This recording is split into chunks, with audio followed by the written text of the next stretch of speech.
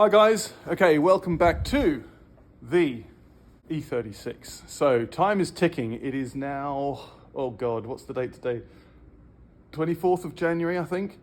No, it's not, it's the 26th of January. And I've been traveling this week and I've been at a management meeting this morning at work, and I just literally rushed out and I've come up to the garage because I've got to crack on. I've literally got another couple of days, 3 or 4 days tops on the car. I'm traveling again for work this Sunday, so haven't got full weekends, so I'm trying to use all the time I've got. I'm going to take the headlining and the material for the headlining to Polsterwerk, which is a really cool little upholstery company in Dresden. I'll put the link in the bio. And I'll maybe do some filming later on, but Frau Mehner, Mrs. Mehner, her name is, she's really cool, very helpful. And even when I said I was doing it myself, she gave me all the tips and even the materials and the glues to do it. So I think she really deserves a shout out. So obviously if you ever, if anyone's in the area and needs some upholstery work, and she does leather work on steering wheels, seats and everything basically, then go and see her definitely, because she's really cool and very helpful. So that's that. I'm going to work on the wing today. I want to try and get some polishing done either today or tomorrow, because I have everything here to do it. A colleague of mine brought everything over, which was very sweet of him.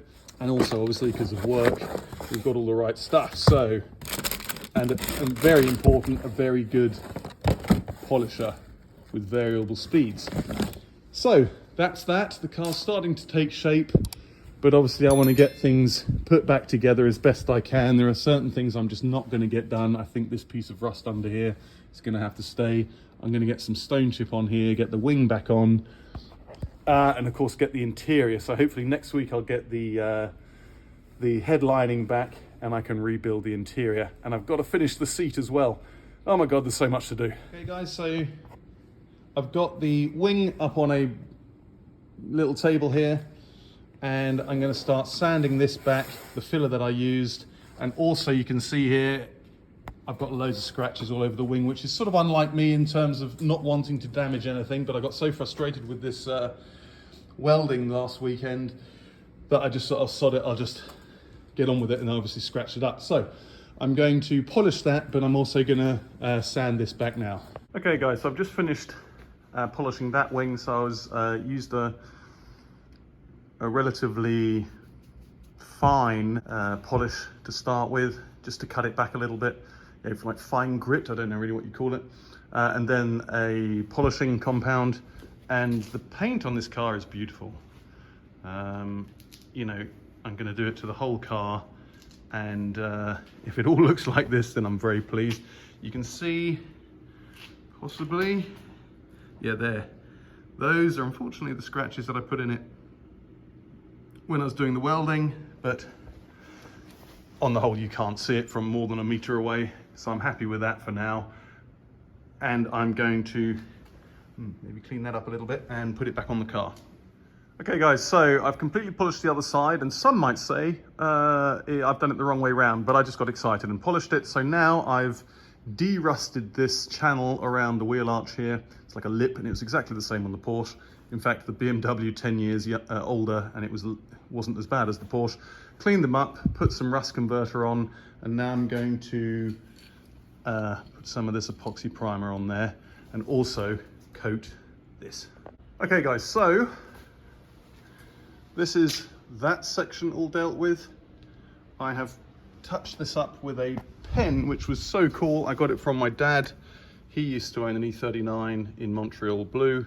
And the paint, although it's like 20 years old, is still liquid. So I've just used that to touch up a couple of parts on the wing, and it is looking good. You can't see anything because of the light, but there we go. Okay guys, so I've pushed the Porsche forward, and I'm now moving on to this wing here. I want to tidy this up. Probably get some stone chip on here. So yeah. I think that's how I'm going to leave this wing. Stone chip on the inside. I'm not going to do the entire thing because there's no need, but I've definitely done some around the lip here, just where that rubber seal goes in between the wing and the wheel arch liner. So I'm going to let that dry and then probably end up putting it on the car. So I've done quite a lot off camera. So I've done the cavity wax. I've plugged that. I've also done the stone chip, which is way better from the canister. So I got the same stuff again, which is really good. So I've got the spray can of that, which is useless, but also, you know, this one with the canister is way better. And I've got, you know, used this sort of fixture, which I've just cleaned up, having just done it. So I did the cavity wax from the inside of the car to get as much of the jacking point as I could. And then I've just gone underneath here and done the thing. So I didn't quite go over this bit because, well, I'm just not quite ready to do that, to be honest. But I did do in here so I can get the wing back on. So I've got to drill the 2 holes under here, get the clips in, and then I can put the wing on. Still got to do that. I wanted to give a shout out to eManual Online. They kindly sent me the Bentley manual for the E36 and I've been using it throughout the entire build. It's a cost-effective way of getting all the critical information for your specific car, and if you're anything like me and learning on the job, it's a great source of information. They actually do manuals for millions of vehicles, including agricultural equipment, motorbikes and trucks, etc. Just type in your vehicle and press search. Go and check them out online and say hi from me. Okay guys, so I didn't really do a sign-off last night because there was lots going on, but I'm back up at the garage today. Haven't got a huge amount of time, but I've got to really want to get this side done. So the last part of welding I've got on this side is this here. It's a bit of an awkward shape actually, but what I'm going to do is I'm going to cut around this line here, and then I'll have to sort of fabricate a little sort of bridging part for here. But that's what I've got to do now. Okay, so cut that section out. You can see there was a spot weld there, so I've just cleaned up the metal where the spot weld was, but that's pretty practical because the plate that I weld in there, I'll drill a hole and put also a spot weld in. And I'm just going to use some paper now to make up a template. Okay, so I've cut the first section of my cardboard template, and essentially what I'm going to do is I'm going to get this welded in, and then I'm going to do a 90-degree patch here. That's easier. The original part was sort of slightly chamfered, I suppose you'd say, but that's just too complicated. Okay guys, that's that section done, and now I'm just going to make up this section here.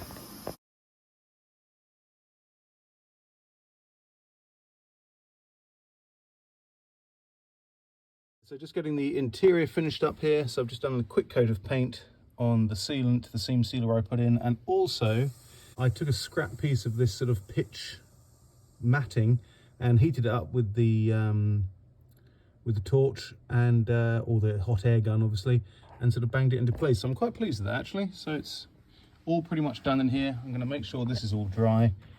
It's a little bit tacky still, and then I'm going to put the carpet back down. Okay guys, so I'm just walking around the car, or working around the car, doing odd jobs. So I've now taken out this plastic grommet here. I've got some more off the internet, which I know fit, and I've rubbed it down. And you can't really see much, but I've rubbed it down. I've put some rust converter on, and now I'm going to spray it. Okay, again, bad lighting, but I've gone over that with the body color, and I'm perfectly happy with that because you can't see anything there under this lip here. So I'm going to leave that off. I tried to get this off, but that doesn't really want to come off because I'm going to polish the back. Okay, guys, I'm going to do a quick before and after. I did the top of the lid of the boot already, and that looks effing fantastic. I mean, it's just so impressive for such an old car. And now I'm going to do this part. So I've just gone over that with the rough paste. I haven't polished it up yet, and obviously the depth of the paint is phenomenal. 1995, so almost 30 years old, this car. And wow. And I'm absolutely by no means any kind of professional polisher, as I'm sure you can see. And there are some, I don't know if you can see them, but there are still scratches in the boot here, but the compound I've got isn't very rough. But it's getting there. Okay guys, just cleaned the entire car and I've masked up the roof, so it's onto the roof. Okay guys, so I'm going to pack up for the evening. I've been here slightly longer than I expected. But what I've done is I've rough polished, don't know if that's the right terminology, but there's another coat to come, rough polished the boot, the 2 rear wings, the bonnet, the bonnet and the roof, and things are looking good.